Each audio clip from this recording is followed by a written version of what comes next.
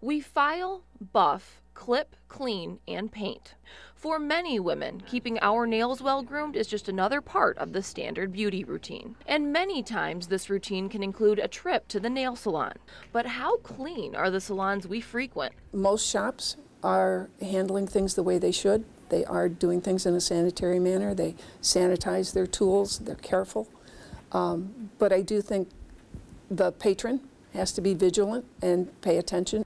12 people within the Michigan Department of Licensing and Regulatory Affairs are responsible for annual inspections of the nearly 11,000 nail salons operating in the state. I think we're inspecting them as often as we need to currently because the number of complaints from the public regarding the type of service they're getting, the cleanliness, the sanitation are very low.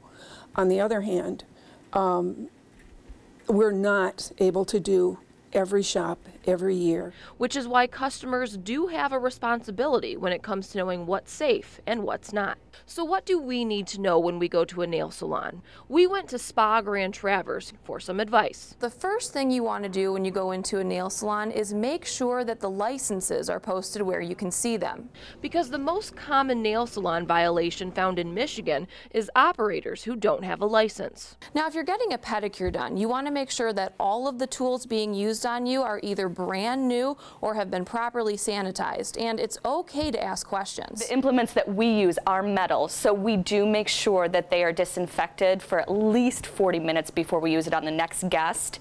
So what you're looking for in a nail care salon is, as soon as they're done with pushing back the cuticle or utilizing the nail clippers, is to make sure it's going into that hospital grade solution. And the tools that aren't metal, like pumice stones, wooden cuticle pushers, buffers, and certain nail files need to be replaced in between each and every customer. A practice that can prevent the spread of infections like nail fungus and athlete's foot. The real issue is if it's porous, it can absorb germs, it can absorb liquids, it can absorb something that, if passed on to the next person, could cause some type of injury or harm to them. Usually it's bacterial or it's fungal. We see a lot of fungal nail disease. You can get infection of the nail plate proper, which is predominantly caused by fungus. You can also get fungus around the nail, which is known as perinicual infection. You also want to make sure that the tubs that are being used have also been properly sanitized. The water could actually add to the growth of some type of bacteria, partly because the water is usually going to be warm. By law, these pedicure tubs must be emptied and cleaned after each customer.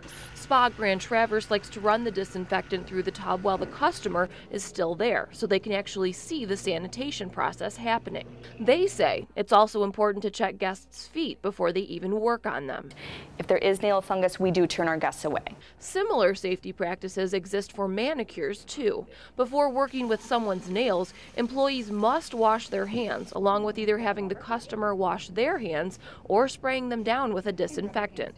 The good news is, Michigan inspections have been fairly positive in the last year. Of the total number of inspections that we did, which was over 1,000, only about 6% generated any type of deficiency.